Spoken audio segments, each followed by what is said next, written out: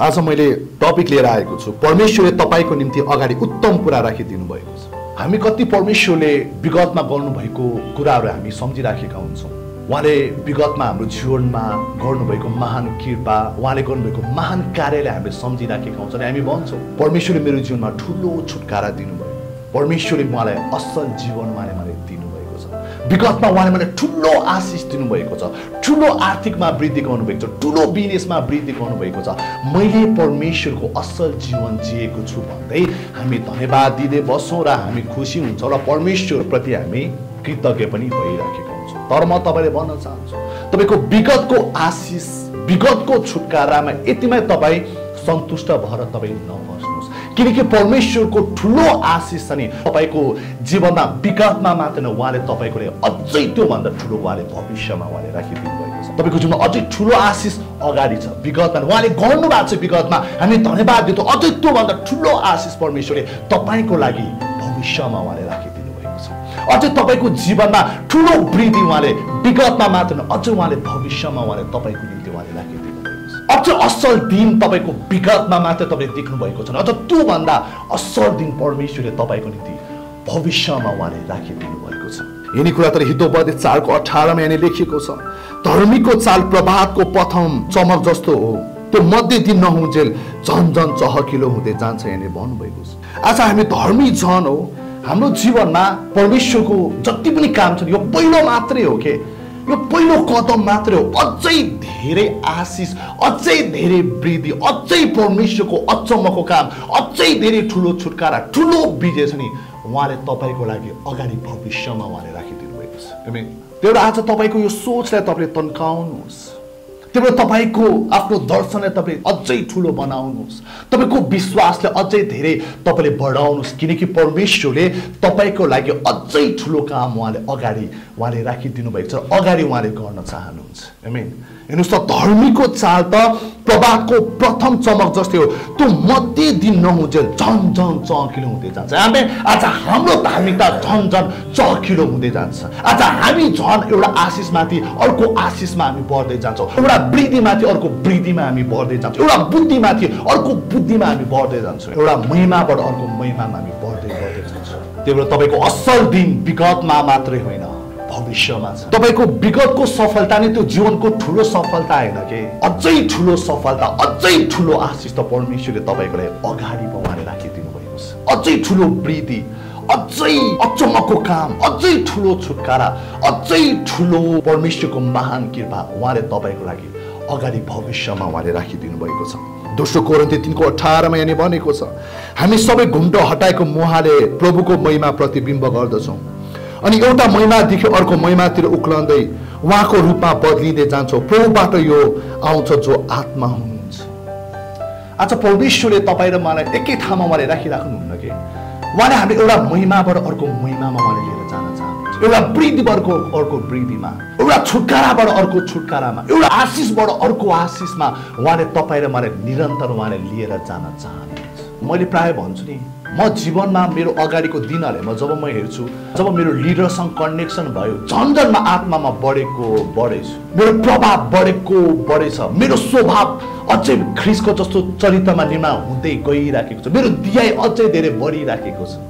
किनभने आज परमेश्वरले तपाईँ र मलाई एउटा महिमाबाट अर्को महिमामा उहाँले लिएर जान चाहनुहुन्छ कि, एउटा वृद्धिबाट अर्को वृद्धिमा उहाँले लिएर जान चाहन्छ। अझ पनि तपाईँको स्वभावलाई ख्रिस्टको जस्तो चरित्रमा उहाँले निर्माण गर्दै गर्दै उहाँले लिएर जान चाहनुहुन्छ।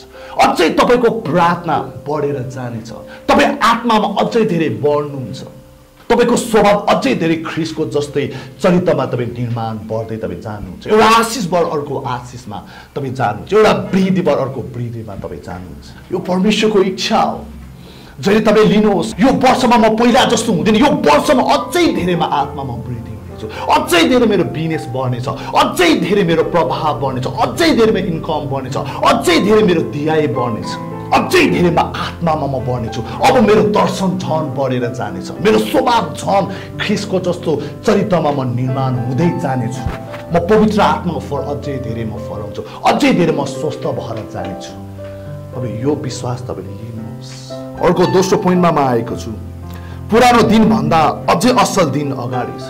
विगतको दिन परमेश्वरले हामीलाई धेरै आशिषमा लिएर जानुभएको छ, त्यसको लागि हामी धन्यवाद दिन्छौँ। तर त्यो भन्दा अझै धेरै आशिष, अझै धेरै आशा, अझै धेरै विश्वास, अझै धेरै असल भविष्य परमेश्वरले हाम्रो लागि अगाडि उहाँले राखिदिनु भएको छ। हामी पुरानो दिनको लागि हामी परमेश्वरमा धन्यवाद दिन्छौँ, तर त्योभन्दा अझ नै उत्तम दिन, उत्तम कुरा परमेश्वरले तपाईँ र मेरो लागि अगाडि उहाँले राखिदिनु भएको छ। कहिलेका तपाईँलाई लाग्ला विगतको दिनहरूमा मेरो व्यापार कस्तो राम्रो वृद्धि भएको थियो, अब त त्यस्तो व्यापार हुँदैन होला।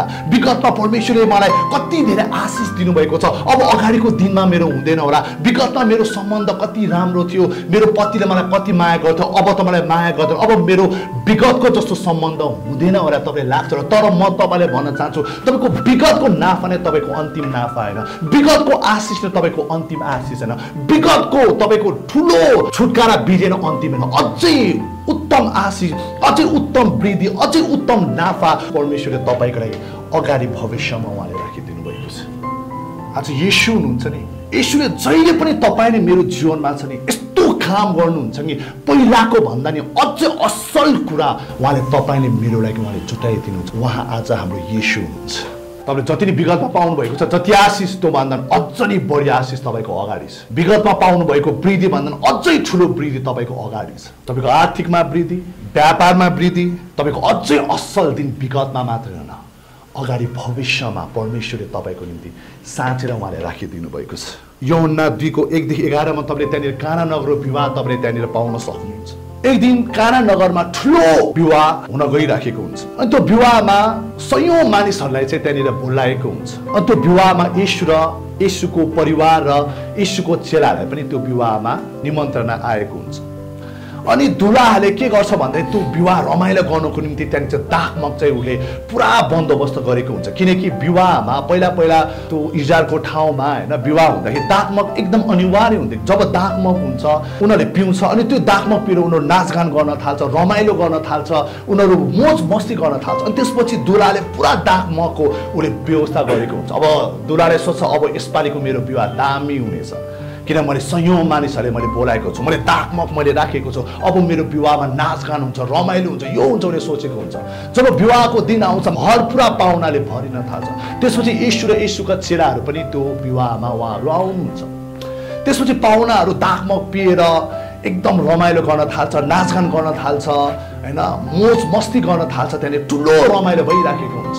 इजरायलमा चाहिँ कस्तो हुन्छ भन्दाखेरि सुरुमा चाहिँ एकदम असल दागमग चाहिँ दिन्छ, टक्राइदिन्छ। अनि त्यो धेरै खाएपछि त्यो सकिँदै जान्छ। त्यसपछि कम असल नमिठो नमिठो, त्यसपछि दागमग सकिन्छ। अनि मान्छे यति पाहुना टन्नै आउँछ, यति मोज मस्ती गर्छ, खान्छ, रमाइलो गर्छ, पछि त दागमग नै सकिन्छ। जब दागमग सकिन्छ त्यहाँनिर नाचगान हुन छोड्छ। जब दागमग सक्छ मान्छेहरू गनगनाउन थाल्छ, अब रमाइलो हुँदैन, दागमग सक्यो जाउँ अब हामी घर भन्छ। त्यसपछि येशूको आमाले गएर येशूलाई भन्नुहुन्छ तिनीहरूसित त दागमग सक्यो। अनि येशूले नोकरहरूले बोलाउँछ, त्यहाँनिर 100 लिटर अटाउने 6वटा घ्याम्पाहरू राखिएको हुन्छ। अनि येशूले नोकरलाई भन्छ त्यो 6वटा घ्याम्पाहरू जुन 100 लिटर अटाउने हुन्छ त्यो सबै पानीले भर भन्छ। अनि नोकरहरूले पानीले भरिदिन्छ। अनि एउटा नोकरलाई भन्छ अलिकति उगारेर लगेर मुखियालाई दियो भन्छ। अनि त्यो नोकरले उगारेर गएर मुखियालाई दिन्छ। मुखियाले पिएपछि उसले अनि दुलाले बोलाउँछ, होइन पहिला मान्छेले असल दागमग टक्राउँछ, त्यसपछि मान्छेले धेरै खाएपछि अनि कम असल दिन्छ, तर तिमीले त अझ पनि असल दागमग त राखी छोडेछौ भनेर चाहिँ त्यहाँनिर दुलालाई भन्छ। हेर्नुहोस् है, येशूले त्यो ठाउँमा यस्तो मिराकल उहाँले गर्नुहुन्छ। यो येशूको पहिलो आश्चर्य काम हो। उहाँले यस्तो आश्चर्य काम गर्नुभयो नि, पहिलाको दागमग भन्दा नि अझै असल दागमग चाहिँ त्यहाँनिर येशूले जुटाइदिनु भएको छ। आमेन। त्यही भएर आज तपाईँ र मैले यो कुरा बुझौँ, जबसम्म तपाईँ र मेरो साथमा येशू हुनुहुन्छ नि, तपाईँले यो कुरा जहिले पनि लिनुहोस् कि मेरो जीवनमा पहिलाको भन्दा असल भविष्य येशूले मेरो लागि राखिदिनु भएको छ। अझ असल कुरा येशूले मेरो लागि राखिदिनु भएको छ। विगतको कुरामाथि मेरो लागि अन्तिम होइन, अझै असल आशिष, असल वृद्धि, असल भविष्य, असल कुरा येशूले मेरो लागि राखिदिनु भएको छ। आज विश्वास हामी गर्नै पर्छ कि जब तपाईले येशूमा विश्वास गर्नुहुन्छ नि येशूले मिराकल गर्नुहुन्छ। किनकि येशूले जहिले पनि मिराकल यस्तो गर्नुहुन्छ कि पहिलाको भन्दा अझै उत्तम कुरा, उत्तम आशिष तपाईले मेरो लागि उहाँले राखिदिनु भएको छ। आमेन। त्यो जहिले पनि तपाईले अझै ठुलो आशा गरिराख्नुहोस्।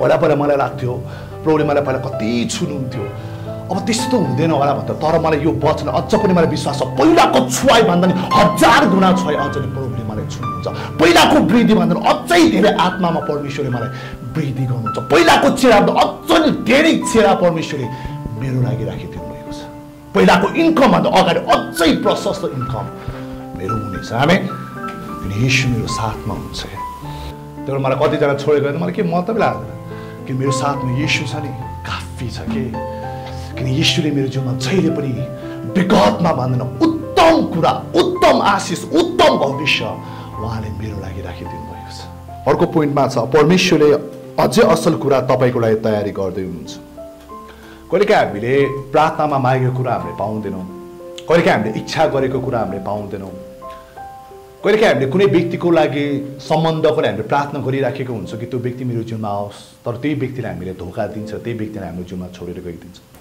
कहिलेकाहीँ हामीले बिजनेस डिलको लागि यो व्यक्तिसँग होस् भने प्रार्थना गर्छौँ पछि त्यो बिजनेस डिल क्यान्सल हुन्छ त्यो हुँदैन कहिलेकाहीँ हाम्रो जीवनमा यो ठाउँमा काम जुट्नको निम्ति हामीले प्रार्थना गरिराखेका हुन्छौँ तर पछि त्यो काम हामीले पाइराखेका हुँदैनौँ अनि त्यस्तो बेलामा हामी निराश हुन्छौँ ओ मैले मागेको कुरा प्रभुले मलाई दिनु भएन त्यो व्यक्तिसँग मेरो झन् विवाह होस् मैले प्रार्थना गरेँ त्यो व्यक्तिले त मलाई छोडेर गयो यो व्यक्तिसँग बिजनेस डिल हुनको लागि प्रार्थना गरेँ झन् त्यो डिल क्यान्सल भयो हामी कति निराश हुन्छौँ हामी कति गनगनाउन थाल्छौँ तर एउटा कुरा तपाईँले बुझ्नुहोस् हाम्रो परमेश्वर सर्वव्यापी सर्वज्ञानी सर्वशक्तिमान परमेश्वर उहाँ हुनुहुन्छ कुन व्यक्ति तपाईँको लागि सही छ त्यो उहाँलाई थाहा छ कुन काम तपाईँको लागि दिने त्यो उहाँलाई थाहा छ कस्तो व्यक्ति तपाईको जीवनमा लिएर आउने उहाँलाई थाहा छ कुन व्यक्तिसँग बिजनेस डिल गर्दा राम्रो हुन्छ सबै कुरा उहाँलाई थाहा छ कहिलेकाहीँ तपाईँले प्रार्थनामा मागेको कुरा पाउँदैन इच्छा गरेको कुरा पाउँदैन तपाईँको जीवनमा अर्कै कुरा भइदिन्छ तर त्यो बेलामा तपाईँले बुझ्नुहोस् कि त्यो बेलामा तपाईँको प्रार्थनाको उत्तर नआउँदाखेरि तपाईँले मागेको कुरा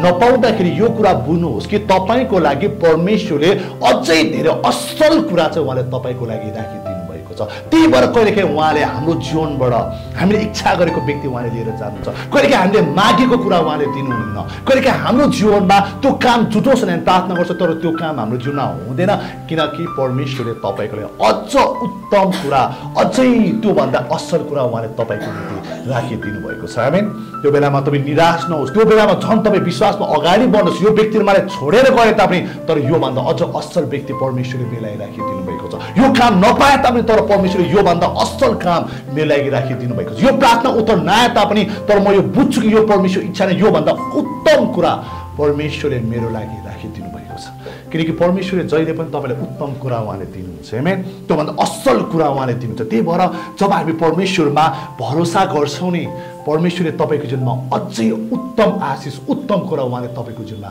लिएर आउनुहुन्छ उहाँले याकुबमा भन्नुभएको छ 1:16 र 17 मेरा प्यारा भाइ हो धोखामा नपर हरेक असल दान र हरेक सिद्ध वरदान स्वर्गबाट हो यो वरदान ज्योतिको पिताबाट आउँछ बदलिरहने छाया जस्तो उहाँमा कुनै हेरफेर हुँदैन हेर्नुहोस् न परमेश्वरले जहिले पनि तपाईँलाई असल कुरा उहाँले तपाईँले दिन चाहनुहुन्छ सिद्ध कुरा उहाँले तपाईँले दिन उहाँले चाहन्छ असल कुरा जब तपाईँको जीवनमा आउँछ नि त्यो स्वर्गबाट हो आमेन उहाँले जहिले पनि तपाईँलाई असल कुरा उहाँले तपाईँलाई दिन चाहनुहुन्छ जुन कुरा तपाईँले माग्नुभयो जुन कुरा तपाईँ इच्छा त्यो कुरा नपाउँदा तपाईँ निराश नहुनुहोस् के त्योभन्दा अझै उत्तम कुरा उत्तम आशिष अझै ठुलो कुरा उहाँले तपाईँको निम्ति तयारी गरिदिनुहुन्छ त्यही भएर तपाईँले विश्वासमा अगाडि बढिराख्नु यो कुरा मैले पाएन यो व्यक्तिले मलाई छोडेर गयो यो कुरा मेरो जीवनमा आएन यो कुरा मागेको कुरा मैले पाएन निराश नहुनुहोस् के किनकि परमेश्वरको चाहना अझै त्योभन्दा बेस्ट कुरा दिने उहाँको इच्छा छ त्यही भएर त त्यो कुरा उहाँले तपाईँले दिनु भएन त्यही भएर तपाईँको जीवनमा कहिलेकाहीँ गलत व्यक्तिहरू उहाँले हटाइदिनुहुन्छ नराम्रो कुरा उहाँले हटाइदिनुहुन्छ त्यो बेलामा तपाईँ धन्यवाद दिएर अगाडि बढ्नुहोस् त असल कुरा परमेश्वरले तपाईँको जीवनमा लिएर आउनुहुनेछ अर्को पोइन्टमा आएको छ तपाईँले गुमाएको सबै कुरा परमेश्वरले पूर्ण स्थापना गरिदिनुहुन्छ जीवनमा अगाडि बढ्ने क्रममा हामीले कति चुनौतीहरूको समस्याहरूको परिस्थितिहरूको सामना गर्नुपर्ने हुन्छ कहिलेकाहीँ मन परेको व्यक्तिले छोडेर गइदिन्छ आर्थिक अभावको रोगको सामना गर्नुपर्ने हुन्छ कहिलेकाहीँ जीवनमा कति कुरा हामीले गुमाउनु पर्ने हुन्छ त्यो बेलामा हामी डरमा पर्छौँ चिन्तामा पर्छौँ निराशमा पर्छौँ त्यो बेलामा कति रात हामी निन्दा पनि लाग्दैन त्यो बेलामा हामी कहिलेकाहीँ त कमजोर हुन थाल्छौँ तर पनि त्यो बेलामा जब तपाईँ भरोसा गरेर परमेश्वरमा अगाडि बढ्नुहुन्छ नि उहाँमा विश्वास गरेर अगाडि बढ्नुहुन्छ नि जस्तो सुकै परिस्थितिमा पनि तपाईँ विश्वास गरेर अगाडि बढ्नुहुन्छ नि परमेश्वरले तपाईँसँग नयाँ आशा उहाँले दिनुहुन्छ नयाँ बल उहाँले दिनुहुन्छ उहाँले तपाईँलाई ताजा अभिषेक उहाँले दिनुहुन्छ, छुट्टै सामर्थ उहाँले तपाईँले दिनुहुन्छ र तपाईँले गुमाउनु भएको हरेक कुरामा परमेश्वरले छ नि पूर्ण स्थापना उहाँले गरिदिनुहुन्छ। आमेन। हाम्रो परमेश्वर पूर्ण स्थापनाको परमेश्वर हुनुहुन्छ कि मेरो जीवनमा यो गुमाएँ, मेरो जीवनमा यो बिजनेस घाटा भयो, मैले त्यो व्यक्ति गुमाएँ, मेरो जीवनमा यो कुरा मेरो जीवनबाट हराएर गयो, मेरो जीवनमा यस्तो भयो त्यस्तो भयो, हो धन्यवाद दिनुहोस्। तर तै पनि त्यो बेलामा तपाईँले परमेश्वरमा भरोसा गर्नुहोस्। हाम्रो परमेश्वर पूर्ण स्थापनाको परमेश्वर हुन्छ। जे जति तपाईँले आफ्नो जीवनमा गुमाउनु भयो नि त्यो हरेक कुरामा परमेश्वरले तपाईँको जीवनमा पूर्ण स्थापना उहाँले गर्नुहुन्छ। त तपाईँ विश्वासमा अगाडि बढ्नुहोस्, नगनगनाउनुहोस्। योएल 2:25 हेरेर परमेश्वरले भन्नुभएको छ, म तिमीहरूलाई ती वर्षाहरूको भर्ना गरिदिनेछु जो ठुलो सलह, जवान सलह र अरू सलह अर्थात् मैले तिमीहरूका बीचमा पठाएको मेरो ठुलो सेनाले खाएको थियो। यहाँनिर भन्नुभएको छ आज परमेश्वर पूर्ण स्थापनाको परमेश्वर हुनुहुन्छ। आमेन। तपाईँले के जीवनमा गुमाउनु भएको छ, तपाईँले जहिले विश्वास गर्नु परमेश्वर मैले जीवनमा यो गुमाएको छु तर तपाईँ योभन्दा बेस्ट कुरा मेरो जीवनमा दिनुहुन्छ। विगतमा मैले यो कुरा गुमाएँ, तपाईँले योभन्दा अझ असल दिन मेरो जीवनमा दिनुहुन्छ। विगतमा मेरो आँसुले मेरो दिन बितेको थियो, अब अगाडिको दिनमा मेरो जीवनमा खुसी, शान्ति, आनन्दले तपाईँले मलाई भरिदिनुहुनेछ। तपाईँले त्यो कुरा विश्वास गर्नुहोस्। अगाडिको दिनमा मेरो बिजनेस लस भयो, परमेश्वर मलाई विश्वास छ तपाईँले त्योभन्दा अझ नै 10 गुणा आशिष मेरो बिजनेसमा तपाईँले आशिष दिनुहुन्छ। तपाईँ त्यो कुरा तपाईँले विश्वास गर्नुहोस्। कतिले नानी गुमाएको हुन्छ, त्यो नानी गुमाउनेले विश्वास गर्नुहोस् मेरो जीवनमा अझ बेस्ट नानी आउनेछ। आमेन। यदि तपाईँको जीवनमा सम्बन्धमा धोका पाएको छ भने परमेश्वरले अगाडि असल व्यक्ति, तपाईँले माया र आदर गर्ने व्यक्ति परमेश्वरले तपाईँको जीवनमा लिएर आइदिनुहुन्छ। किनकि हाम्रो परमेश्वर पूर्ण स्थापनाको परमेश्वर उहाँले हुनुहुन्छ। तर जे कुरा परमेश्वरले तपाईँले दिनुहुन्छ नि, तपाईँले जति नै गुमाउनु भएको छ नि, जे कुरा तपाईँको जीवनबाट हातबाट फुत्केको छ नि त्योभन्दा बेस्ट परमेश्वरले दिनुहुन्छ है फेरि।